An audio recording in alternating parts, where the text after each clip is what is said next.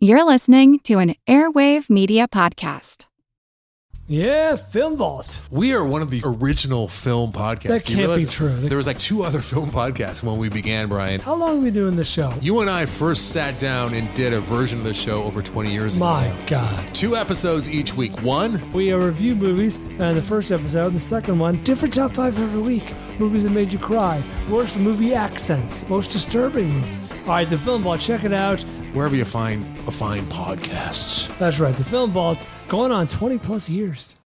From the terrifying power of tornadoes to sizzling summer temperatures, AccuWeather Daily brings you the top trending weather-related story of the day, 7 days a week. You can learn a lot in just a few minutes with stories about impending hurricanes, winter storms, or even what not to miss in the night sky. So listen and subscribe to AccuWeather Daily wherever you get your podcasts. That's AccuWeather Daily wherever you get your podcasts.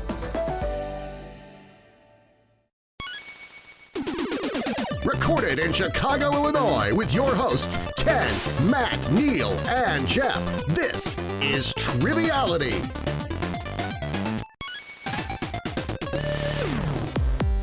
Hello and welcome to Triviality, the game where a lack of seriousness meets a little bit of knowledge. My name is Jeff, and I am unusually kicking off things today. Thank you for your service. Pressured into it by the Thank guys you for in the your studio. pressured service. Peer pressure. But yeah, I've got my normal Cohorts? That's the word I was going for. Yep. So I've got my normal cohorts in the studio. I'm looking over here at Ken and Neal's lovely faces. How you guys doing today? I'm just worried about Matt. Yeah, I'm worried about Matt too. I don't know. What's going on with Matt? Well, I don't know if you saw in the news, but he was one of the many victims of Stanley from The Office soliciting money on Kickstarter, the $100,000 that he had to return. So luckily, Matt got his money back, and so he took that money, and right now he's on the advisory board of a DJ Scat Cat, Comic-Con convention type thing that's 99,000 of that was Matt. It was. And now he's running this DJ Scat Cat thing in Boise, Idaho. So good luck to him.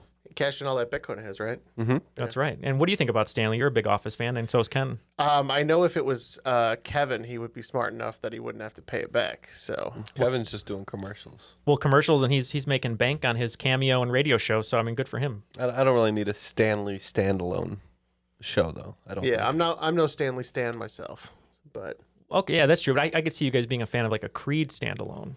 of course, I don't think any of the characters on that show can do it by themselves. But would you pay to see a movie called Creed, which is a shot-for-shot remake of Michael B. Jordan's Creed, but starring Creed? I've seen 3 of those, actually. But starring Creed, though. Yeah, I'd watch 4 of those. Okay, all right. Yeah, I would agree. They can't support a show, but I'd be in for the chaos of a Creed pilot. So All right. Well, that's not too bad then.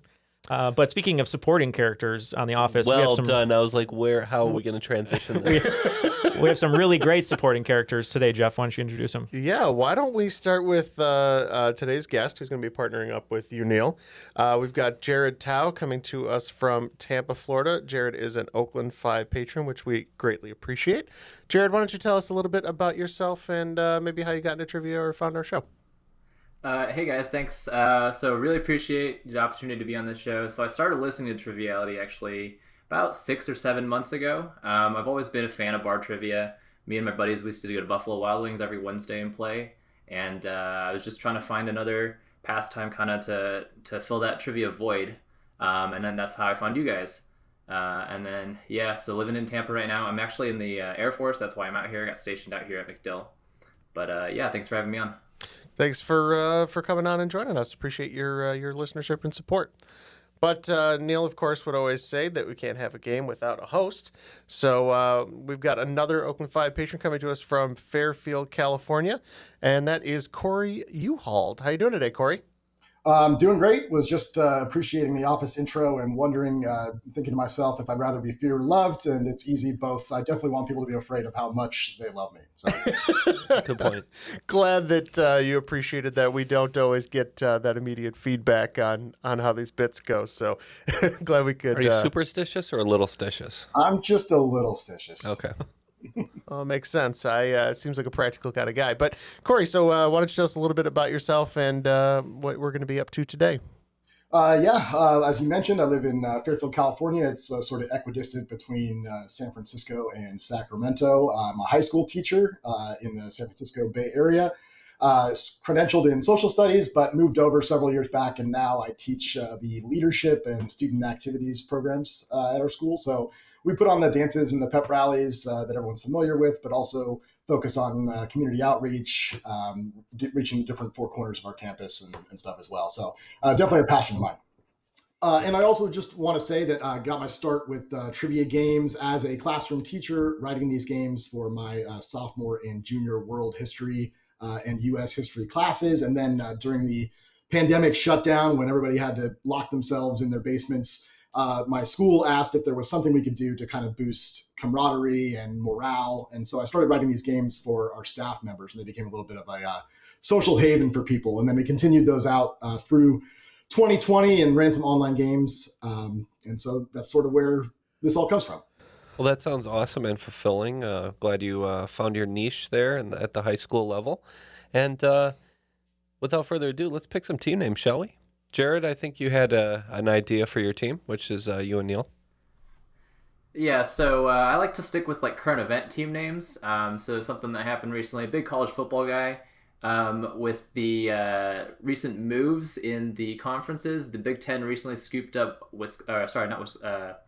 Washington and Oregon, taking us to 18 total teams.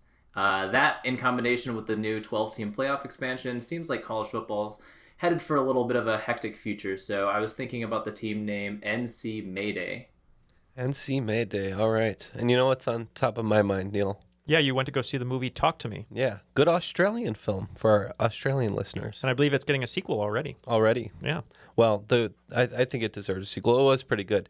The idea of the movie, though, is that these like teens sort of use this spiritual ghost connection as like a party device to kind of like TikTok and, you know. Oh, like when we used to play with the Ouija board? Yeah, kind of like that. But it's more like legit. It like works. So I'm like, nope, not for me. Talk to Jeff instead. So we're going to be Talk to Jeff. All right. Talk to Jeff and NC Mayday. Don't be talking to me. And speaking of Australia, Neal. Yeah, let's thank Natalie Anderson for this great rules read. Let's go to Natalie. The Aussie rules of the game are simple. 20 questions split into 2 rounds worth 10 points apiece.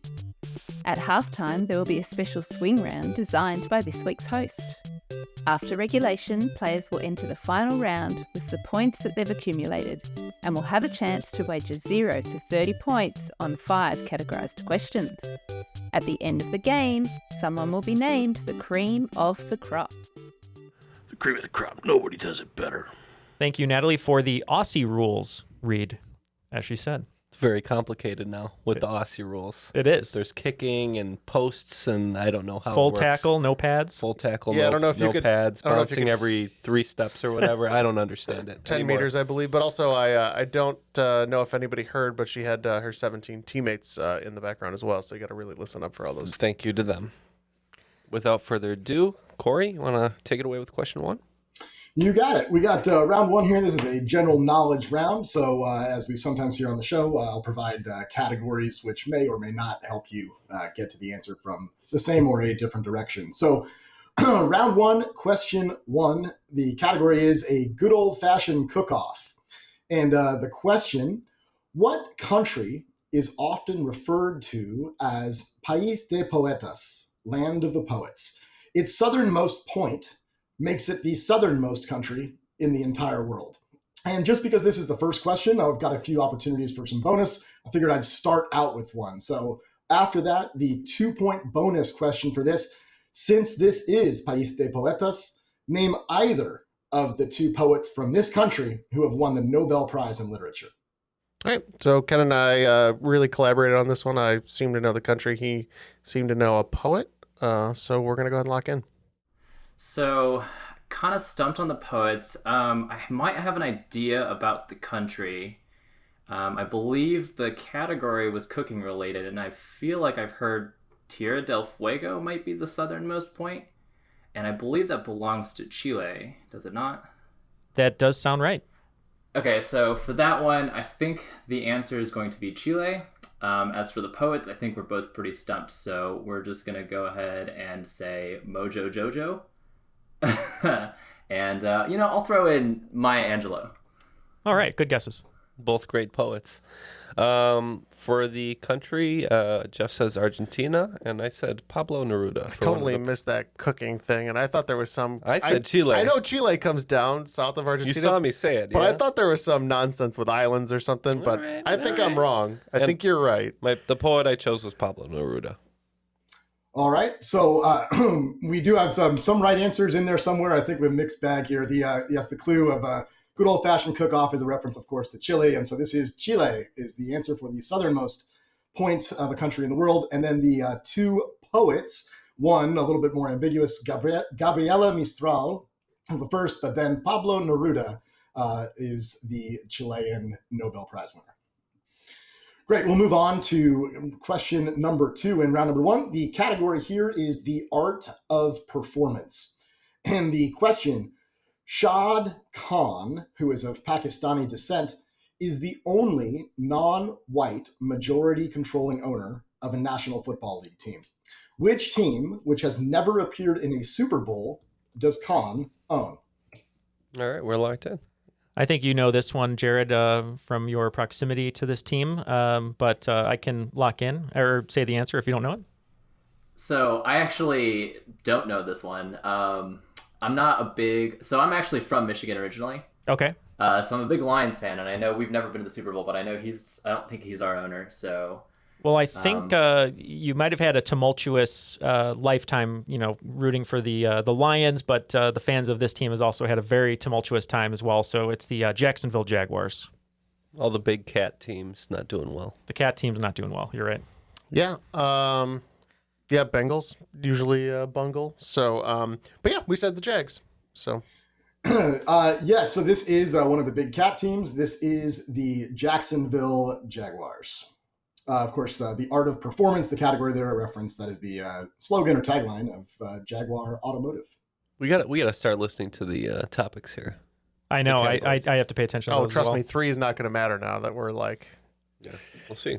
Here is question number 3 with a category that's not going to help you at all. The category is amazing anagrams. Locked in. And the question, what company that was founded in the 1850s and dominated the American telegraph industry for more than 100 years before shifting its focus to monetary transfers and financial services, is fittingly an anagram for, quote, no wire unsent? After hearing this question, I'm pretty sure I know it, so I'm just going to lock in for our team. Do you have any guesses here, Jeff? Yeah, I think I just unscrambled it myself. I want to double check the letters, but it looks like it might be Western Union. Yeah, that looks right. So that's what I want to go with. And my brain got a nice transfer from Western Union as well. That's what we locked in with. That's one you either get to or you don't get to. It is Western Union, the answer for number 3. All right, 3 questions done. We move on to number 4. And question number 4 is a question that will live in infamy.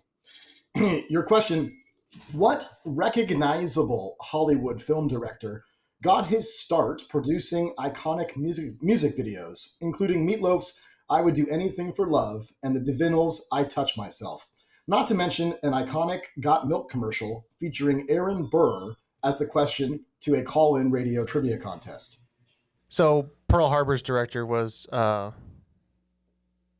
Michael Bay. Michael Bay. And I'm pretty sure he directed that Aaron Burr commercial. That's right. So, and since, the day that will live in infamy was Pearl Harbor is what Jeff was getting at. Correct. Gotcha. All right, Michael Bay.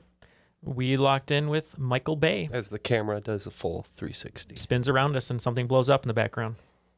So if we look at a question that will live in infamy, that is, of course, a reference to Pearl Harbor, directed by Michael Bay, who also did those music videos and that timeless Aaron Burr commercial. Michael Bay, the answer for number 4. Nice. Awesome. These are great questions so far. They're very good. Yes. I feel like knowing Michael Bay, too, we should finish the rest of this game and get some spray tan, sweat a lot. Maybe bring this operation down to Miami. I don't know. Yeah. Get the sign. Yeah. I know the peanut butter and jelly sandwich transformed that person's mouth into glue, so... Great, we'll move on. Question number 5 here in round number 1, and the category is Mud on Your Poker Face. This is a question about Disney's 1994 Angels in the Outfield movie that featured a host of recognizable faces. Which 2 actors from the film, both who played Angels players, would go on to win Best Actor Academy Awards. I'll give 5 points for each correct answer. And this is our second bonus point opportunity. This is a 2-point bonus Wagner question. The 1994 Disney version is a remake, actually, of a 1951 film. And of course, the Angels weren't around then. What National League team was featured in the 1951 original? That's a 2-point bonus opportunity. Jared, I hate to close our discussions on this one, but I can lock in all three if you're okay with that. That's perfectly fine with me. I have no idea on any of these answers. Okay, you'll know who they are, but I'll lock in for us. Is Angels in the Outfield the one with like Tony Danza and Christopher Lloyd? Am I thinking of the right film? Yeah. I can't picture anybody but Joseph Gordon-Levitt, Christopher Lloyd, and Danny Glover. I can't picture the players. Tony Danza, right? Isn't Tony Danza one of the players? Tony Danza, not an Academy Award winner. Right. I'm going to pitch this ball. He was good, though. He was really good. 2 strikes. I'm ready to go. I can't picture any of the other players. Yeah. I can't do it. Mud on your poker face? So, good point. There was a movie called Mud with Matthew McConaughey. Yeah, I believe he was in that movie. And I think he was in that movie. And I think he won an Academy Award. Award. Yes, he did. Yeah. So we'll say Matthew McConaughey. Yeah. And Poker Face. Poker. For the Austin Sellers Club. Lady Gaga. It's not Lady Gaga, obviously. Could it be someone who's like a part of the... Joaquin Phoenix. Because Lady Gaga's in his new movie. And he won. Well, he's got a Joker face, but... Let's say Joaquin Phoenix and... You think it was Joaquin Phoenix? No, but let's say Joaquin Phoenix and Matthew McConaughey and the Dodgers. Okay. I think they're 1 out of 3 on those. Matthew McConaughey is for sure one. He was an outfielder. The other one was Adrian Brody. And the team... way. Yeah, and the team in the original, it starred Janet Leigh, Jamie Lee Curtis's mom. It was the Pittsburgh Pirates. All right, answers here. The 2 future Best Actor winners are Matthew McConaughey, who played outfielder Ben Williams, and then portraying a wily and wiry utility man, Danny Hemmerling, was Adrian Brody. And Mud on Your Poker Face, a reference to the film Mud with McConaughey, and Poker Face, of course, the NBC/Peacock Natasha Lyonne series here with Adrian Brody. It sounded better than Mud on Your Pianist. Dude, that would have been so funny.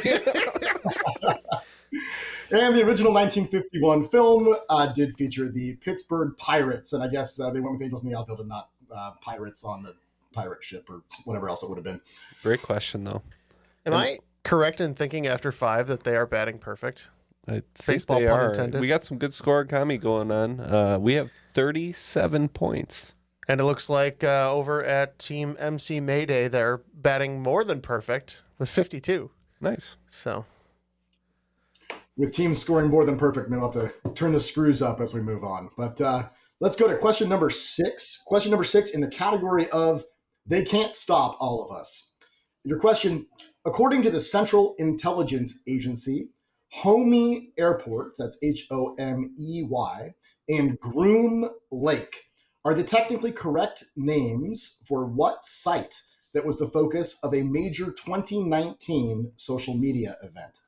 I think this one might be referring to Area 51. Oh, is that when all those people like rushed Area 51 and they like taped it or whatever on social media? That totally makes sense. Sounds about right for that. Yeah. Okay. Yeah, no, that totally does because Homey. Okay. Yeah, that sounds good. Let's lock in with Area 51. Yep, that's where everybody was trying to do the Naruto run through the gates, and we said Area 51.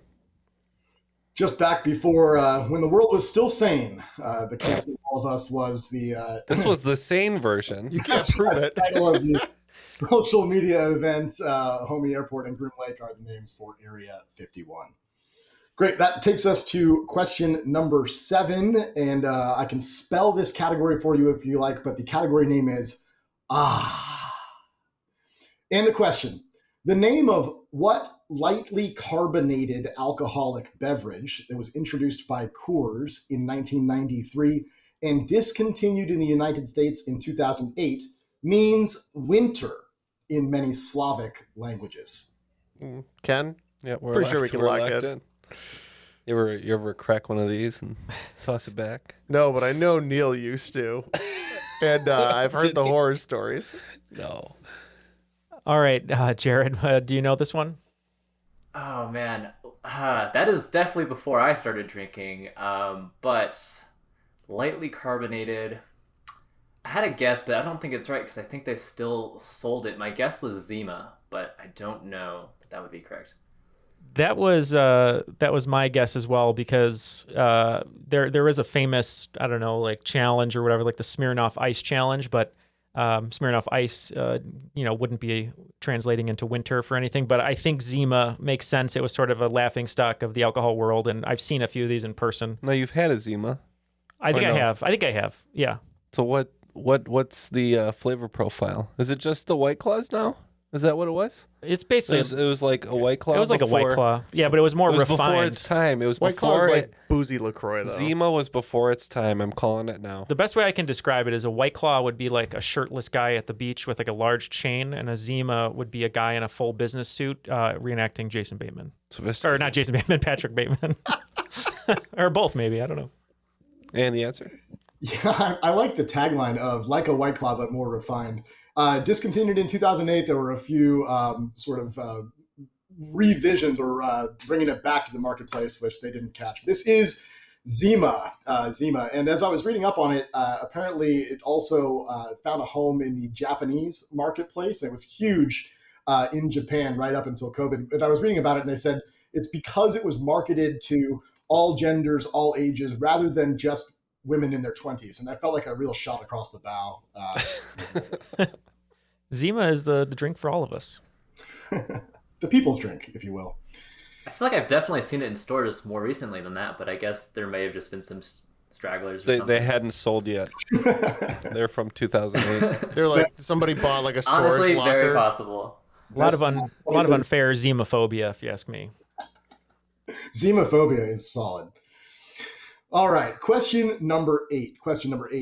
Everyone's favorite category, been waiting. This is X-rated grammar. X-rated grammar. And the question, what is the actual grammatical term for a question mark followed immediately by an exclamation point? So that's question mark immediately followed by an exclamation point. Sometimes this is actually transcribed with the two punctuation symbols directly on top of one another, which is maybe a little too appropriate given the name. Can we go ahead and lock in? Yep. I'm a huge fan of this particular punctuation. You are. Jared, what do you think? I think I have an idea, but what do you think? I believe I do know this one. I think it's called an interrobang. Oh, perfect, because I was a little off on my. I thought it was like an intobang, but yeah, interrobang sounds a lot better. Yeah, do you use this quite often? I do in my text for sure. It sounds like a personal question. Well, he's got an OnlyFans just for all of his interrobangs, so and different fonts. But yeah, we can lock in interrobang. Yeah, we said the interrobang. We locked in on X-rated grammar a little faster than I anticipated, but this is the interrobang. Interrobang, that is correct. All right, question number 9. This is probably a familiar category for game show fanatics. This is a before and after, so classic Jeopardy and Wheel of Fortune style before and after. The two clues will share a conjoining word or name. So the question is, the only person to serve as United States president in the 20th century without attending college, presumably because he was busy writing a nonfiction novel chronicling the 1959 murders of 4 members of the Clutter family in Holcomb, Kansas. We can lock in. Yes, we can. I think I have an idea on this one, Jared. So the 1959 murders of 4 members of the Clutter family, I believe that's a Truman Capote book. In Cold Blood, I believe, or in Lukewarm Platelets. So, yeah, that would be what, Harry S. Truman Capote? Right, yeah. We said the same thing, Harry S. Truman Capote. That is absolutely correct for both teams, Harry Truman Capote. And to wrap up round number 1, this is question 10, and we do have a bonus little rider attached to question 10 as well, so it's 2 parts. Question 10, the category is way down in the hole, and the question, what American metropolis got the nickname Charm City from a 1970s advertising campaign where tourists could pick up charms at each of 5 highlighted attractions. The city is the birthplace of Major League Baseball Hall of Famer Babe Ruth, former Supreme Court Justice Thurgood Marshall, and current motivational speaker and perpetual Emmy snub David Hasselhoff. The 2-point bonus rider here, the name of this city also gives its name to a 1978 musical album from what singer-songwriter and civil rights activist whose 1992 autobiography was titled I Put a Spell on You. I can't remember the singer off the top of my head. Funny thing is David Hasselhoff moved in childhood from that to a town not too far from here because my uncle went to high school with him. But Well, we are locked in on the main answer, and that is good enough, I say. It works for me. Do you have any slow motion footage of your uncle and David Hasselhoff shirtless on the beach? Not interested. Not that I'd want it. I was just curious. I've got the Hoff, and that's good enough. So, Jared, not for me, for somebody else. Of course, for someone else. What are you thinking, Jared? Oof. I'm pretty stumped on this one. If I had to throw out a guess, I don't know. For some reason, St. Louis sounds good. Oh, I could see that too. I'm leaning towards Baltimore just because they used to call Baltimore the Charm City on The Wire, where it takes place. So I'm assuming it's Charm City, and if you're cool with it, the bonus one is throwing me for a loop a little bit because most famously that song is sung by Nina Simone, who I believe was a civil rights activist as well. But I believe the original version of that song was sung and written by Screamin' Jay Hawkins. So I'm not really sure. I'm assuming Nina Simone would have a more famous autobiography. So I'm up to you if you want to go Nina or Screamin' Jay Hawkins for the bonus. I would lean Nina. I honestly have not heard of either of those names, but Nina sounds better. Okay, then we'll lock in with those answers. Nina Simone for the bonus, and then Baltimore for Charm City. Yeah, we didn't have the second answer. We just said Baltimore. Yeah, he mentioned the show, The Wire, the HBO show, and the category title there, Way Down in the Hole, is, of course, the theme song from The Wire, sung famously in 5 different renditions for each of the 5 seasons. This is Baltimore. And sort of ruined my swing round, which is all about Screamin' Jay Hawkins. But actually, the answer for this, number 10, is Nina Simone. Oof. I'm glad I went that route. Okay, good. Have they not missed a question yet? Jared might be You guys have been on fire. my new favorite person and partner for the rest of my life. So I think we're doing really well. My best I've ever showed here. Well, we have 87 points. How about you guys? We have Jeff 104. Yeah, I believe that sounds right. Brutal. Well, let's move on to the swing round and hope it favors us a little better. I mean, when you're killing it and your best When isn't you're killing good it, enough, you're killing it, you know? But fortune favors the bold and the beautiful, as they say. So I'm sure you guys will come right back. There we go. All right, let's move on to the swing round. The swing round has a theme here. I titled this super creatively, also a world capital. So I'm going to give you a clue. And the answer to each of these questions, or each of these quizzes, Neal just closed his eyes. he knows this is where we clawed back. And Jeff is doing a happy dance. Sorry, continue, please. is also a world capital city. So I've got a sample for you. I'll throw it out there. If I were to ask you what the buffalo do near the range, the answer there would be Rome. That is Rome, correct. So homonyms are fair game, and I don't need you to tell me the name of the country, even though you might know them. I also have 13 of these, which I'll run through fairly quickly, give you the time to hash through them. But 13, one of my luckiest numbers, so I figure why not go to it. So 13 questions. Extra points. That's right, 13 questions in also a world capital. Number 1 is an American new wave band that gained prominence in the 1980s with hit songs Metro, Sex, and Take My Breath Away. Number 2, this is the son of King Priam and Queen Hecuba, best known for his elopement with Helen of Troy. Number 3, a film in which middle school music teacher Joe Gardner seeks to reunite his essence and his body after the two are separated. Number 4, an American author whose short stories include To Build a Fire and An Odyssey of the North. Number 5, a tabletop drinking game whose name was coined at either Bucknell or Lehigh University, depending on the source, during the early to mid 1980s. Number 6, a Billy Joel song with the lyrics, "But you know that when the truth is told, that you can get what you want or you can just get old. You're going to kick off before you even get halfway through. Ooh." Number 7, a member of the U.S. Marine Corps who was victim when Jessup ordered a code red. You're goddamn right he did. Number 8, 3 clues to get to the same answer. This is either an alternate spelling of a red Italian grape varietal, it's also a breed of rabbit, and it's also a 2017 Camila Cabello #1 musical single. Number 9, a document enclosure formed by folding in half a thick sheet of card, typically buff in color. Number 10, the first name of place kicker Santos, the first Brazilian-born player in the NFL.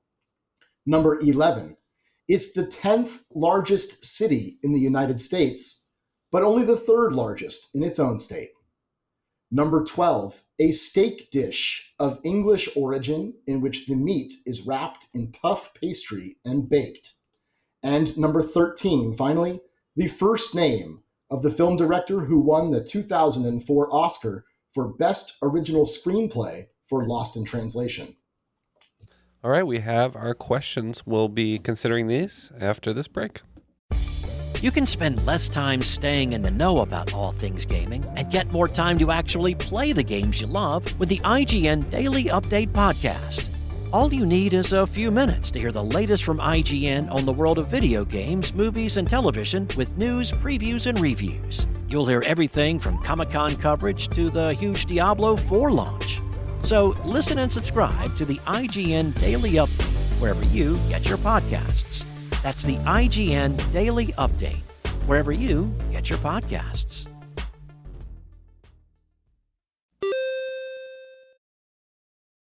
And we are back to the show. We'll get to the swing round in just one moment. But first, we'd like to, as always, thank our playtesters.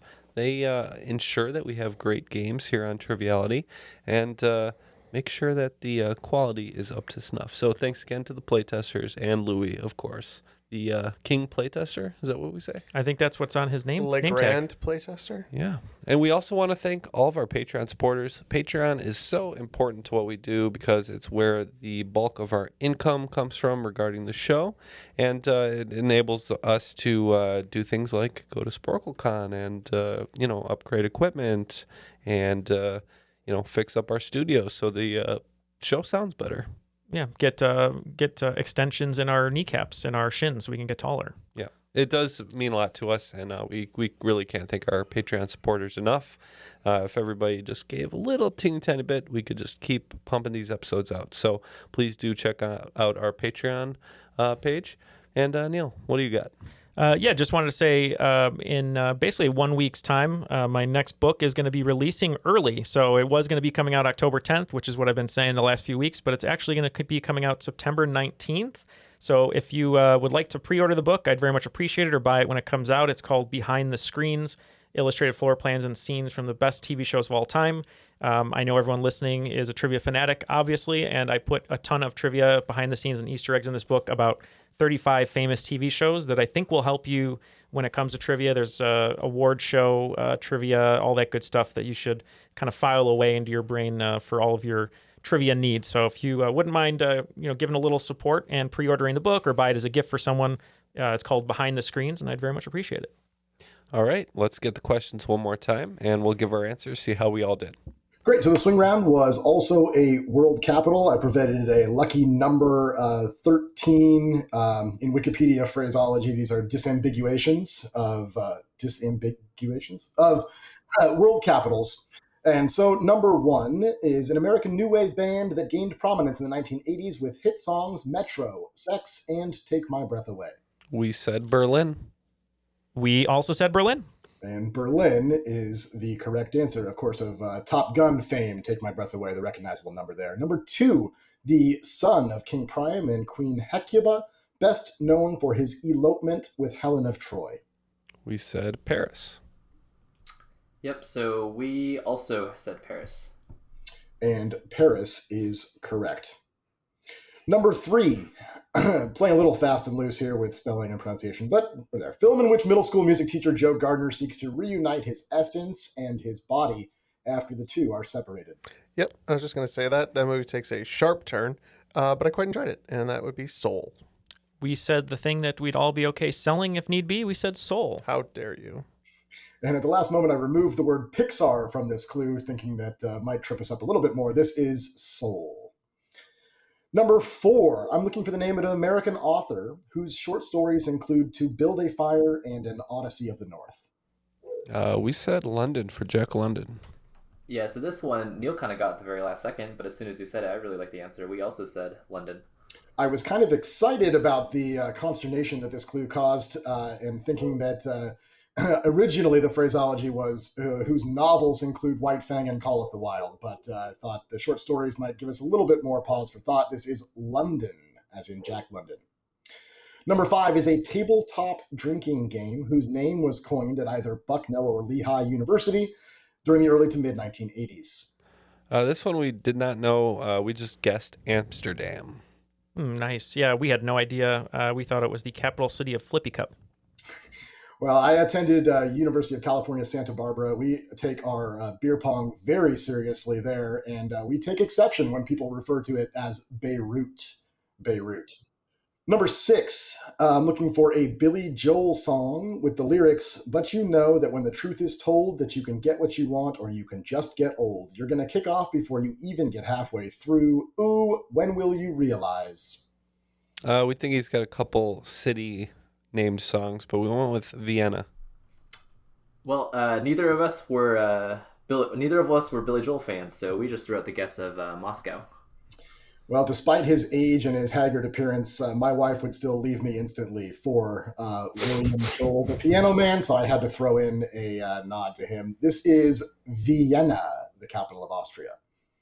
Number 7, a member of the United States Marine Corps who was victim when Jessup ordered a code red. You're goddamn right he did. This one sounds really familiar, but I just can't pull it, and we just said Lima. Yep, love hearing Jack Nicholson talk about Santiago in A Few Good Men. That's what we locked in with. Without even realizing it, Chile getting a lot of plugs here. This is the capital of Chile, Santiago. William F. Santiago, I believe. Number 8, 3 clues to get there, and I'm hoping that you guys are so good you got it with the first one, the alternate spelling of a red Italian grape varietal, and if not that one, maybe you got there with a breed of rabbit. We said Havana. Yep, I don't think I got it until the very end, but we also said Havana. This is Havana, the capital of Cuba. Number 9, again, relying on homonyms here, a document enclosure formed by folding in half a thick sheet of card that is typically buff in color. My favorite flavor of card, Manila. I have to give props to Jared on this one. I had no idea, and he pulled this one out, and it was just a great answer. And I said, oh, that's the type of envelope that I get all the dirty pictures when I go on my PI mission. So we said Manila. It is Manila, the capital of the Philippines. Moving on to number 10. I'm looking for the first name of place kicker Santos, the first Brazilian-born player in the National Football League. I can't remember what team he plays on, Eagles, I think. But we said Cairo Santos. So Neal got this one, and I believe he mentioned he might be the place kicker for the Bears. That's why I know him. Which surprised me that Cody Parkey is no longer there. But we also said Cairo. This gentleman has bounced around a little bit from Kansas City and Chicago. This is Kansas City is where it was before. Cairo. Yep, still with the Bears. Yep. I knew he was at the better team before. Then we go on to number 11, sort of our obligatory math question here. It's the 10th largest city in the United States, however, only the 3rd largest in its own state. So going down in number by population, the largest one under 1 million, number 10 would be San Jose. So San Jose. Well, we were kind of close. We said it was either Texas or California, and we just locked in with San Diego with a guess. Do you say its population? It's the only what under 1 million? It's the first one. If you start in descending order from highest population, it is the first one under 1 million. So there's only 9 U.S. cities with a population of 1 million or greater. Cool. Yeah, it's fast approaching. It's, I think, just under a million, about 980,000. You could eliminate all Montana and North Dakota cities right away, but the largest city in California by population is Los Angeles, followed by San Diego, and then the capital of Costa Rica is San Jose. So this is San Jose, California. Then we go to number 12. This is a steak dish of English origin in which the meat is wrapped in puff pastry and baked. You like to wrap your meat, yeah? Yeah, in a beef Wellington. So we said Wellington, which I believe is the capital of New Zealand. We also said Wellington, which I believe you are correct. It is the capital of New Zealand. Still waiting for them to wrap the meat of a kiwi in pastry and bake it. And this is a Wellington. And finally, number 13, I'm looking for the first name of the director who won the 2004 Oscar for Best Original Screenplay for the film Lost in Translation. Yeah, when you talk about popular Japanese beverages, I think For Good Times, right? For relaxing times, for the 90th time. I just like pissing Ken off, but this is Sofia Coppola. Speaking of Santori, if you have a chance, just look up Sammy Davis Jr. Santori commercial. It's amazing. This is a place with a huge film industry. We said Sofia, as in Sofia, Bulgaria. It is the capital of Bulgaria. Sofia is the correct answer. After the swing round, it looks like Talk to Jeff picking up a nice 55 points, bringing their total to 142, but still in the lead. NC Mayday picking up 50 points, bringing their total to 154. All right, we'll head then down to our next round. This is as well a general knowledge round. Again, category clues may or may not help you out. There are 10 questions here, and the first is category, but first, the credits. The question: what musical term refers to the concluding passage of a piece or movement, typically forming an addition to the basic structure? One of the most famous is a 4-minute section of the Beatles' 1968 single, Hey Jude, that brought the total length of the song to over 7 minutes. So I don't know formally what this would be, Jeff. Usually I would call this an outro. I don't know what but first the credits means. Is there a specific name for like having credits at the start of a film or? I don't know. Let's just say outro. I don't know. All right. Yeah, so I did grow up playing piano. I think the term that comes to mind for the end of a piece is coda. Yes, I was thinking either coda or refrain, but musical coda. Yeah, that is a good guess as well. Okay, now you're making me second guess. Refrain, that also seems to work here. Or maybe it's like, but first the credits, meaning like refrain from leaving because there's credits or something. I don't know. I'm leaning towards. I don't know if that's why it's called that, but I'm starting to think refrain might be correct now. I'm fine going with whatever. Those are two great guesses. So do you want to go refrain? Yes, I'm good with that. Okay, that's what we'll lock in with. I think you might have talked him out of the right answer. Probably. Oh no. So, yes, we're actually looking for the musical term here referring to the concluding passage of a piece or movement is a coda. And coda has multiple references there, the category, but first the credits. Coda is another term for the scene that comes after the credits as well. So if you see those, the Marvel films and such, it's another use of coda. Sorry about that, Jared. I just was throwing out random words here and I screwed us. Question number 2, this is one heck of a category clue, so I'll spell it for you if you need. But the category is Quit Kalayin Games with My Heart. And the question is, what American military man, nicknamed Old Blood and Guts, competed in the modern pentathlon at the 1912 Olympics in Stockholm? He placed 21st on the pistol range, 7th in swimming, 4th in fencing, 6th in equestrian, and 3rd in the foot race. Good enough for 5th overall and 1st among non-Swedish competitors. You're in the military, Jared. Do you guys talk about Old Blood and Guts often? The name does sound familiar, but I cannot come up with who that might be. The first name that comes to mind in terms of old military men is Patton, but I think he might have been later than that. I like where your head's at, though, because 1912, maybe he was like in early 20s or something like that. So it would have been maybe 40 to 50 range during World War II, which I'm assuming this might be like a World War II person. Patton, MacArthur, Just trying to think of some other Eisenhower, maybe. I doubt that one though. But Calais makes me think of France. So maybe someone who had a campaign in France. So Okay. Yeah, sure. We'll go with General Patton. Yeah, I just mostly going off the time period and the nickname. I think that pertains to Patton. I'm not quite sure. Well, we're looking for an American general, old blood and guts, and you guys were right as you talked through the ages here. In his younger days, he competed in the Olympics, but by World War II, he was then in his 50s.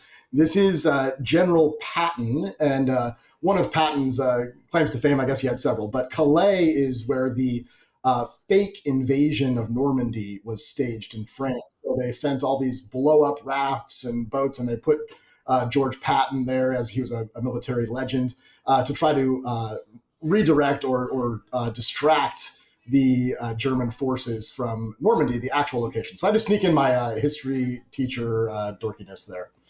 it's kind of like our own Operation Mincemeat in a way. That's right. All right. So let's move on to question number 3. And question number 3 is not to be confused with former Miami Heat forward and tattoo tableau Chris Anderson. And the question, what is the stage name of American rapper Brian Christopher Williams? Williams is the co-founder and public face of Cash Money Records and a member of the hip-hop duo Big Timers. His highest charting single came in 2006 with Stuntin' Like My Daddy, which reached number 21 on the Billboard Hot 100. How are you on rappers, Jared? Not huge on, especially this time period of rappers, and I'm also not a basketball guy, so I don't know who Chris Anderson is either. I think I know. I can picture him. I don't know what his nickname is. I'm trying to go from the rap angle because the Big Timers, they had like a resurgence album with like Lil Wayne and Drake and stuff, and it was like a duo that like broke up. The only thing that's come to me is one of the rappers' names was Baby. I think it was like Manny Fresh and Baby, but maybe like they called Chris Anderson like Babyface or something like that because maybe he was like attractive. I don't know. So Baby is the only thing that's coming to me. Yeah, that's better than anything I have. So okay, so we're just gonna lock in with Baby. I could have sworn his the basketball player's nickname was like bird related, but I couldn't get a rapper was with it that. Birdman? Birdman, yeah. So, Birdman? Yeah, maybe. All right, Birdman. We'll consider that a lock-in with Birdman. Sure. Yeah, so not to be confused with former Miami Heat forward Chris Anderson. This is, if you don't know what he looks like, do a Google search. A beautiful tableau of tattoos here. And this rapper, if you read the bio of him, was also known as Baby occasionally, but the official stage name was, in fact, Birdman. All right, let's continue then. Number 4, the category for this is couch surfing.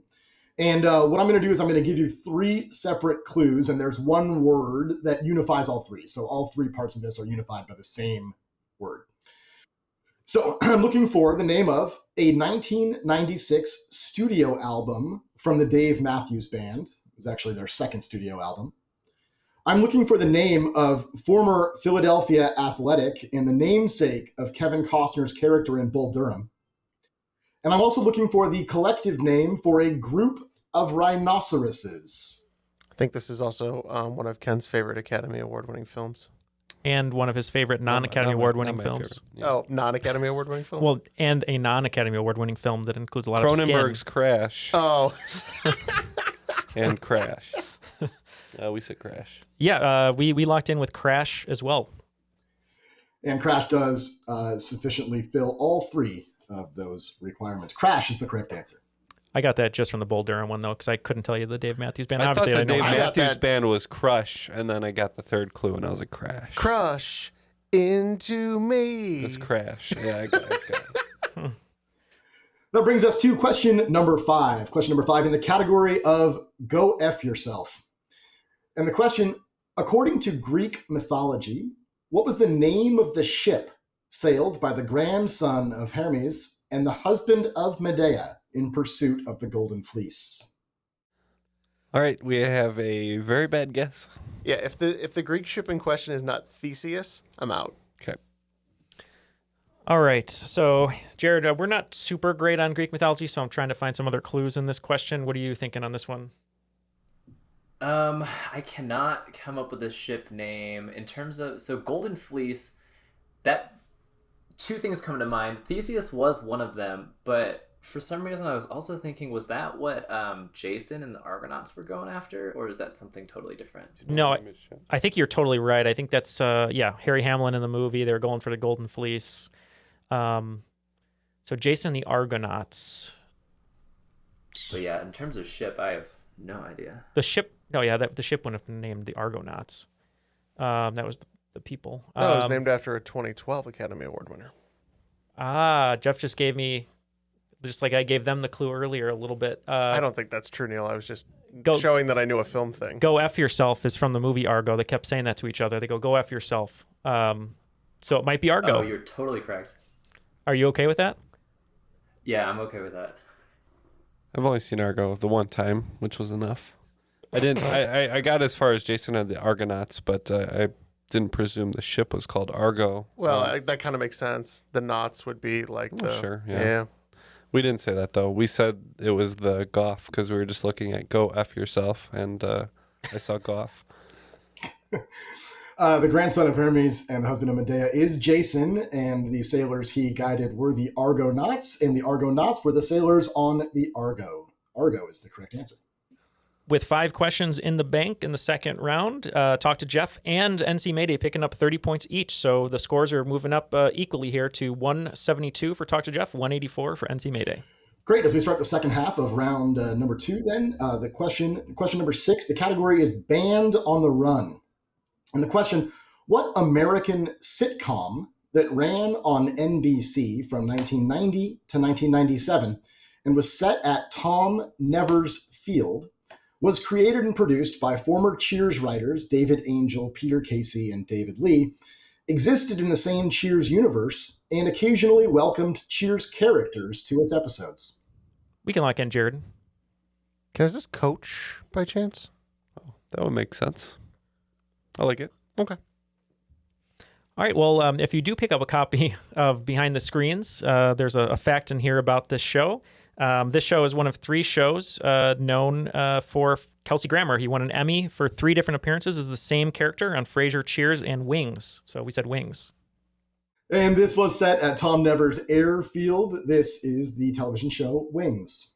Question number 7 in the category, a little baseball reference here, hitting right-handed against a southpaw. The question, what military unit is the smallest led by a commissioned officer and typically is made up of between 20 and 50 troops? This officer is often a first or second lieutenant or equivalent rank. The word derives from a 17th century French term that now describes the large pack of riders in a cycling race. All right, we are locked in. So, Jared, you're in the military. The only thing I can give to this is I know hitting right-handed against a southpaw is usually what statistics say is more advantageous for the team. So you don't want to have the same batter right-handed go up against a right-hander, left go up against left. So I don't know what that has to do with military units, but yeah. So unfortunately, I'm in the Air Force. I do believe this is referring to an Army term, which I'm somewhat familiar with, just not as familiar. However, after thinking about it a little bit, I believe that pack of riders in a cycling race, the American term that I'm familiar with is a peloton, which sounds similar to platoon, which I do believe is a small Army unit. So I would go with platoon. Okay, that's great reasoning for me. We're going to lock that in. And we said battalion.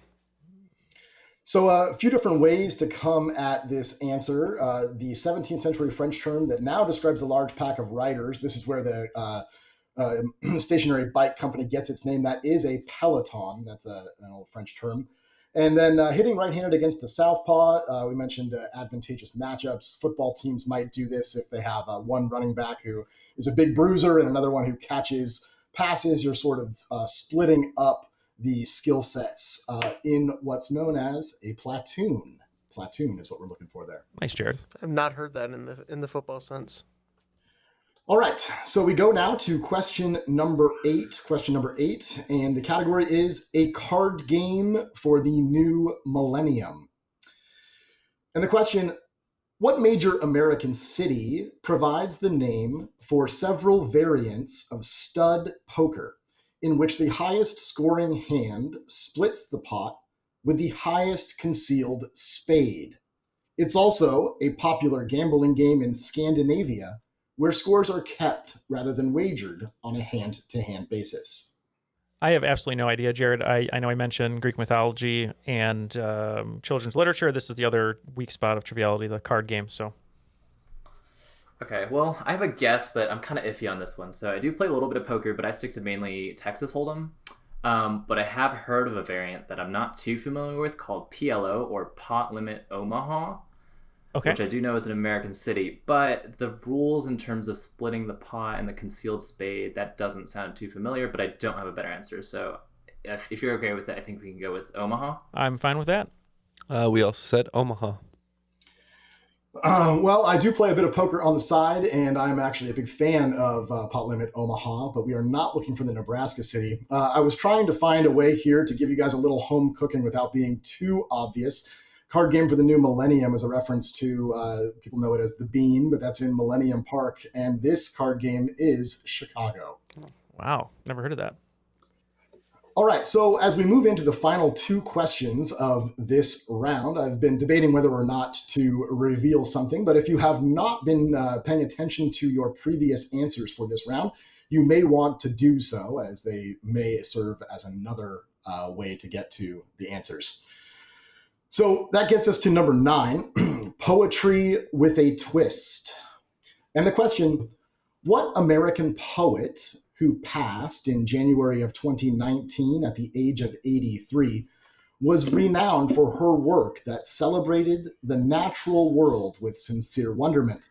Her collection of poems, American Primitive, earned her the 1984 Pulitzer Prize. And in 2007, the New York Times described her as, quote, far and away the country's best-selling poet, end quote. Jared, I know the theme he's talking about, so I'm just kind of... I've got the theme too. Going through it. Well, we were trying to fit this secret theme that we figured out. We can't do it, so we're just going to take a guess at Angelou. Jared and I had a conversation. We didn't know who the poet was. We went completely by the theme of the game. And going through the unused answers for the theme, we're just going to lock in with the last name, and we're going to say Oliver. And I do think that this is probably one of the most challenging questions in the entire game. I was hoping to help you along with the category, which is poetry with a twist, and that is Oliver, as in the poet Mary Oliver. And finally, that takes us to question number 10, which I'm beginning to think the category clue is very apt, and that category is, please wrap this round up ASAP. And the question, what classic animated character with a heyday from 1959 to 1964 shared a house with his co-star in the small town of Frostbite Falls, Minnesota, wore a pair of blue aviator goggles on his head, and used the catchphrase, "Hokey smoke"? The character was voiced by June Foray, who also provided the voices of Natasha Fatala, Nell Fenwick, and a handful of other female characters. Okay, luckily Jared and I knew the theme and helped us out here. We think that this is Rocky. Yeah, of Rocky and Bullwinkle fame, we also chose Rocky. Again, a few small Easter eggs in this clue. Provided the voices of Natasha, of course, who was partnered with Boris. And wrap this round up ASAP, maybe the singer and artist ASAP Rocky there. This is Rocky. And to those who haven't figured out the category yet, do you want to give it up? Yeah, I was going through figuring out a way I could tie all 10 of these questions together, and it was occasionally like fitting a square peg in a circular hole, or other way around. But these are all the names of Best Picture Academy Award winners. So these are all Best Picture films that also satisfy these 10 clues. Speaking of satisfaction, Neal. Speaking of satisfaction is correct, Ken. You must have some. We do have a little bit. Normally we can't get any, but we do have some today because at the end of regulation, it looks like Talk to Jeff picking up just 10 points, bringing their total to 182 to wager in the final round, and NC Mayday picking up 40 points, extending their lead to 224. What are our categories today? Excellent. We'll head into the final round like a couple of Rolling Stones. but your categories here. I'm going to give you category clues, and then I'll also, just because I think it'll help you with your wagering a little bit, tell you sort of what ballpark you're in for the categories as well. So category number 1 is Ghost Protocol. This is a food question. Question number 2 is Rogue Nation. It's an international relations question. Question number 3 is Fallout. That's a music question. Number 4 is Dead Reckoning Part 1. That's a geography question. And question number 5, or category number 5, is Dead Reckoning Part 2. This is a multiculturalism question. Our wagers are now locked in. Let's go ahead and get those questions.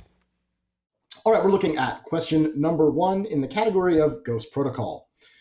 In 2007, the Bhutan ghost pepper was certified as the world's hottest pepper, registering more than 1 million units on the Scoville scale.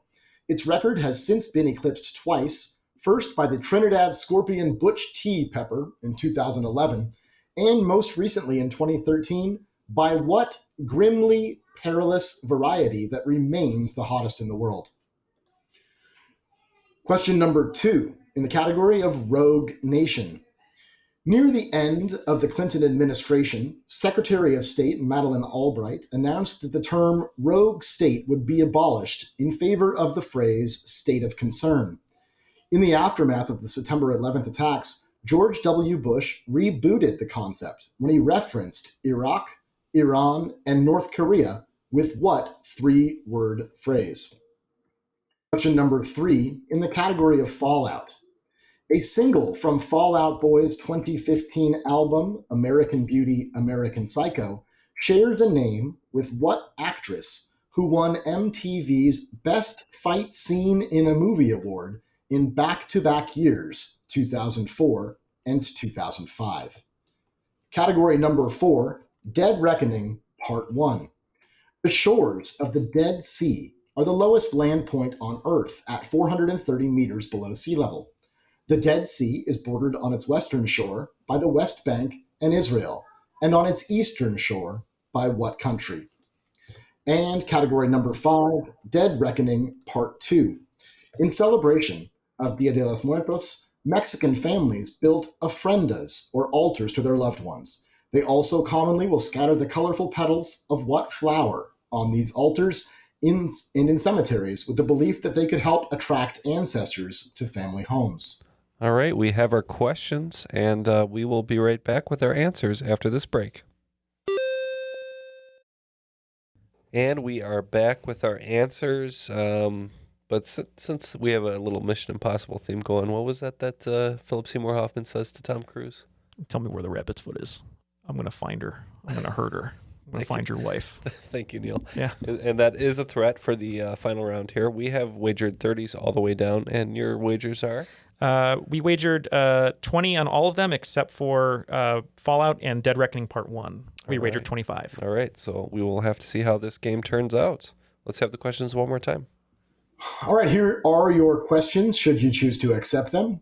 In 2007, the Bhutan ghost pepper was certified as the world's hottest pepper, registering more than 1 million units on the Scoville scale. Its record has since been eclipsed twice, first by the Trinidad Scorpion Butch Tea pepper in 2011. Might be the name of the next movie after Dead Reckoning Part 2, by the way. Right. And then it was again eclipsed in 2013 by what grimly perilous variety that remains the hottest in the world?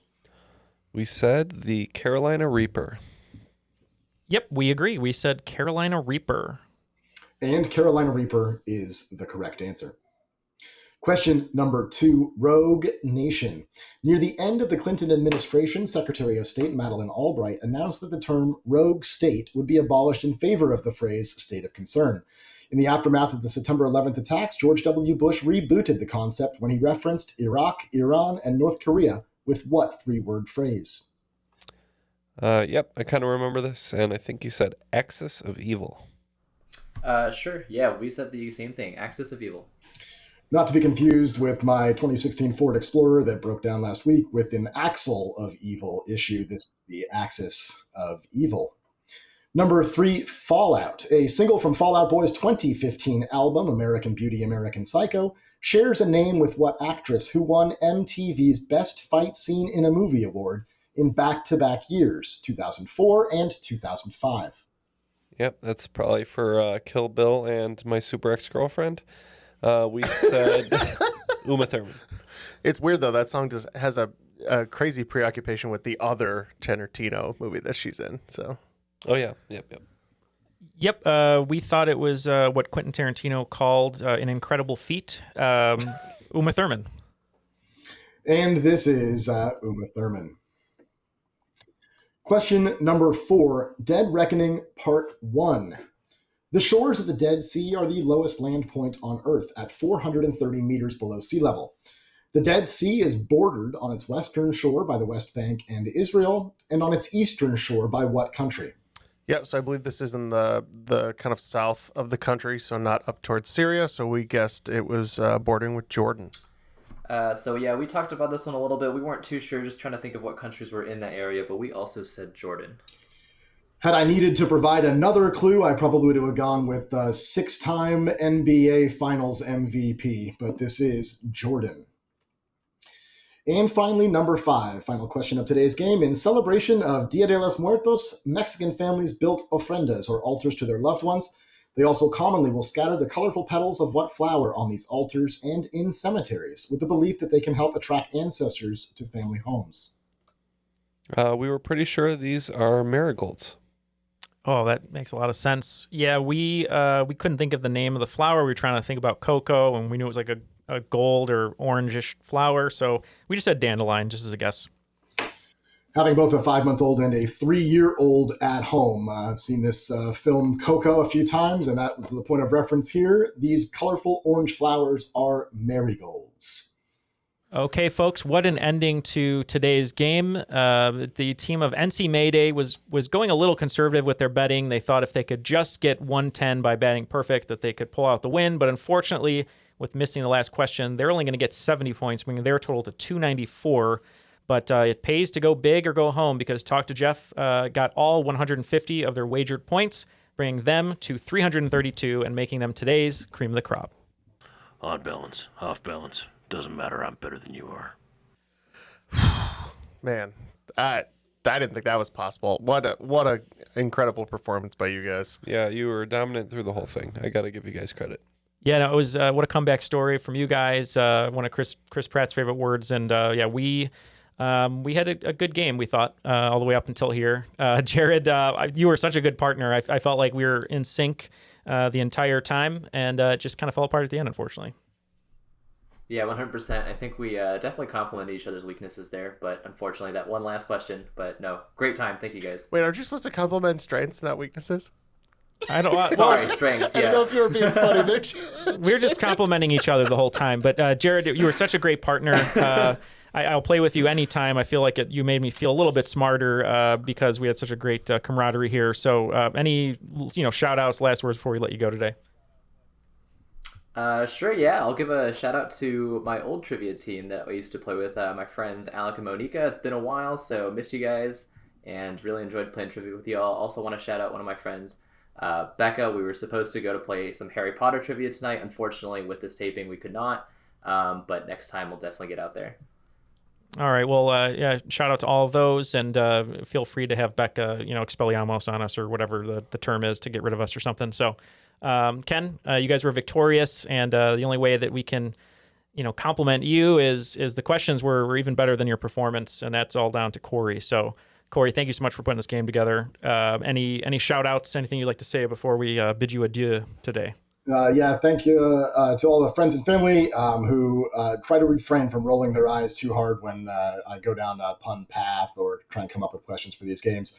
And then all the local teams at the Slanted Tree here in Fairfield, sort of my bi-weekly haunt where I go and run games. So if you're in the neighborhood, stop on by.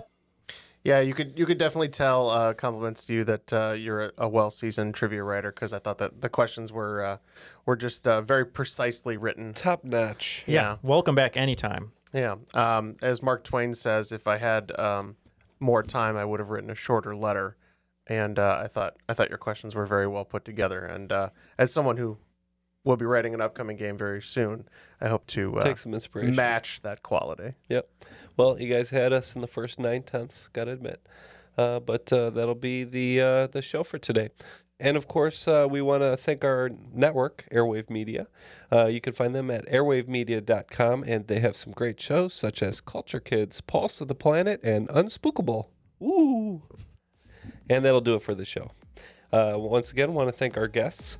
Want to thank Jeff, Neal, Matt, wherever he is again. DJ Scat Cat Convention. That's right. And I am Ken, and that was Triviality.